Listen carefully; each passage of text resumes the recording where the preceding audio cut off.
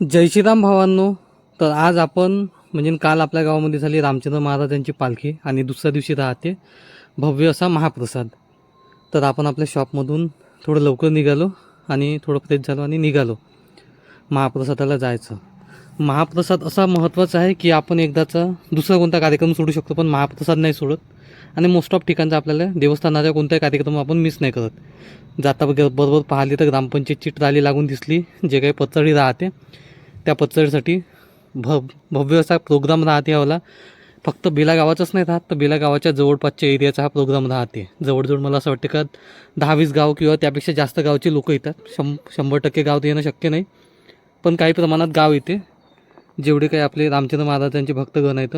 मग आपण सगळ्यात अगोदर मंदिरात जायचं म्हटलं तर पंगत एवढी लंबी होती. बफेवाला सिस्टम नाही, तर सगळ्यात महत्त्वाची गोष्ट. आणि दुसरी महत्त्वाची गोष्ट म्हणजे खाली बसून पचाडवर, ते पण पचाड जे आता नवीन निघाल्या पचाड प्लास्टिकवाल्या कागदवाल्या त्या नाही. जुन्या काळामध्ये ज्या चालवत होत्या पानाच्या, कोणत्या तरी झाडाच्या पानाच्या, त्या पानाच्या पचाड राहते. तर आपण निघालो मग तिथून. चप्पल तर नेलीच नाही. चप्पल नेली म्हटलं तर पंक्तीतून जावं लागते आणि ते शोभत नाही. तर मग ते चप्पल घरीच ठेवली. आपण पायदळ निघालो. जाता जाताने थोडं शूट करत होतं, पण ते थोडं कम्फर्टेबल नाही वाटत होतं. कुणाला असं वाटायचं का मला पाहूनच मुद्दा मोबाईल काढला पाहिजे, म्हणून आपण ते थोडा मोबाईल साईडने करून टाकलं. पण तरी हलक्या चालता तुम्हाला पंगत दाखवायची किती बसते बा.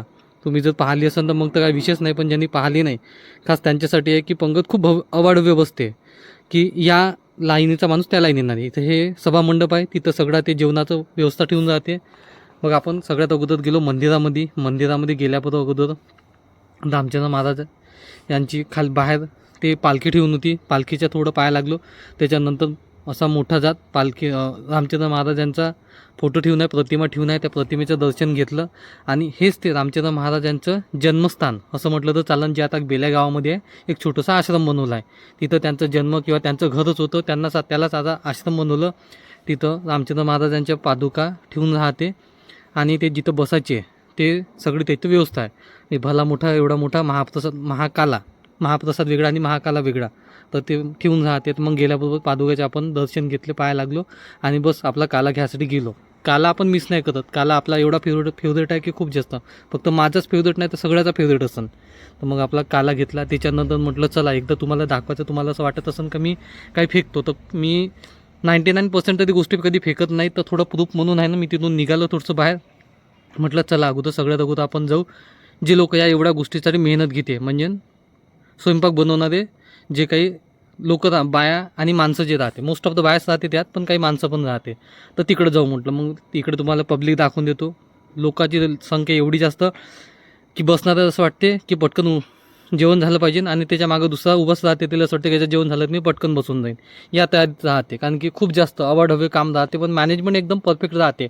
कधीच कोणती गोष्ट कमी नाही. थोडं आता आपल्याला ॲडजस्ट करावंच लागणार, पण ती गोष्ट एकदम प्रॉपर राहते. तर आपण तिथून निघालो. म्हटलं चल, आपला मित्र होता, म्हटलं चल अगोदर आपण जिथं स्वयंपाक चालू आहे तिथं स्वयंपाकाचं सांगायचं कारण असं आणि जायचं कारण असं की तुम्हाला असं वाटेल की नाही बा मी फेकत आहो किंवा मी काही पण सांगत आहो, तर काही पण नाही. जे 100% गोष्ट राहील तेच सांगेन. तर इथून साईडनं जर गेलं तर मागच्या साईडला एक ग्राउंड आहे मोठं जात. त्या ग्राउंडवर जवळजवळ मला असं वाटतं का 5-25 मोठमोठाले गंज, का जे तुम्हाला कोणत्या बिछाईत केंद्रात पण नाही भेटणार एवढे मोठमोठाले गंज. कारण की एवढा काम पडलं होतं आपल्याला म्हणून आपण तिथून आणलं होतं. तुम्ही पाहू शकता एवढा मोठा अवाढव्य गंज आहे की तो 4 ते 6 माणसाला उचलत नाही. असे 20-25 गंज डाळभाजी बनतात. म्हणजे एका गंजामध्ये असं समजा का तुम्ही 1000 लोक सहज जेवण करू शकते. एवढी मोठ्या गंजाची डाळभाजी अशी 20-25 गंज. त्याच्यानंतर पोळ्याचा विचार जर केला तर पोळ्या मला असं वाटतं का कालपासूनच कार्यक्रम चालू झाला. तर कणिक भिजवणं अमकं डमकं सगळं हे बघू शकता. इथं कमीत कमी तुम्हाला 10-20 बाया दिसून राहिल्या. हा एक साईड. त्याच्या साईडनं नंतर तुम्हाला इकडं दुसरा साईड दाखवतो. दुसऱ्या साईडनं जर तुम्ही बघाल तर इकडे 10-20 बाया. ह्या एवढ्या कंटिन्यू सकाळपासून बाया चालू आहे, कंटिन्यू काम चालू आहे. तर ह्या 10-20 बाया नाही, ह्या तर आता शेवटच्या टायमात गेलो म्हणून तुम्हाला एवढं 10-20 दिसून झालं नाही. तिथे तर 5-25 बाया असतात आणि इथं मोठमोठ्याला गंज ठेवून जाते. जर स्वयंपाकाचा विचार जर केला तर कालपासून डाळभाजी वगैरे जे साधी भाजी राहते ते कालच बनवून ठेवून देते.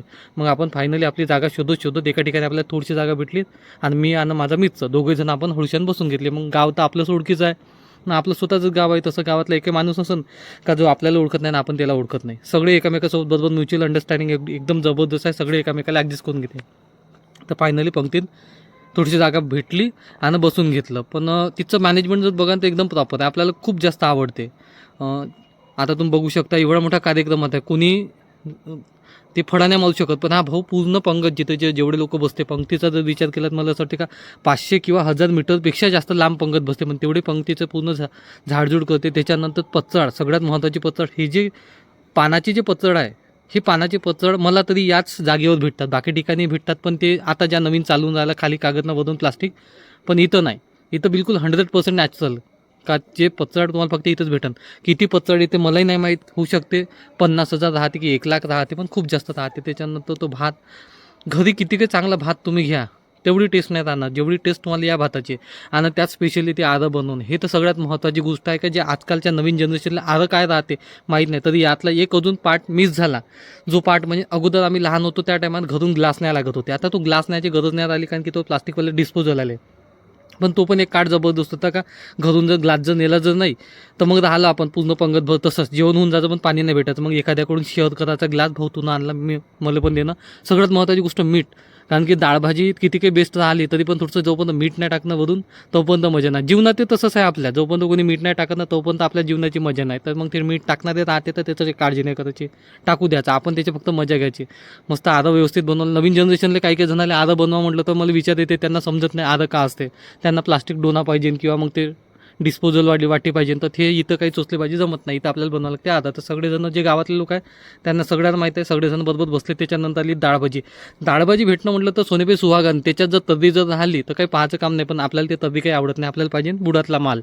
तर मग आपण भाऊला सांगितलं भाऊ खालून घे, आणि बस बस बिलकुल भाऊनं खालून घेतली आणि एकदम जबरदस्त अशी गोष्ट आपल्यासाठी बनली. आता आपलं अर्धी आपली प्लेट बिलकुल तयार झाली, अर्धी पचड सजली. त्याच्यानंतर पोळी दिसली बापा, मग तर काही पाहायचं काम नाही. पण मोस्ट ऑफ टायमामध्ये असं होऊन जाते बिलकुल आपल्यापर्यंत येत जाते आणि काही ना काही गोष्ट खतम होऊन जाते. एवढं वाटते देवा मी कोणतं पाप केलं माझ्यापर्यंत येऊन खतम झालं. तर तसं काही नाही झालं. यावेळेस बरोबर पोळी भेटली आणि जवळ आपले भाऊ बसून होते. म्हटलं रामचंद्र महाराज की जय, आणि करायचं का चालू म्हटलं. तो भाऊ म्हणे हो म्हणे करा चालू म्हणे. पण एक गोष्ट मिस होती का काहीतरी येणार होतं. पण मी म्हटलं आता किती वेळ वाट पाहायची. तर बघा फायनली ती एक गोष्ट आलीच, ज्या गोष्टीची वाट पाहत होती. बुंदा हा खूप फेवरेट आयटम राहते ना, मला तर बुंदा म्हणलं तर खूप जास्त आवडते. तर त्याची काही काळजी नाही. तर मला सांगायचं एवढंच तात्पर्य आहे की कुठे जा पण याची बरोबर नाही करणार. तर तुम्हाला कसा वाटला प्रोग्राम एकदा नक्की कमेंट करा.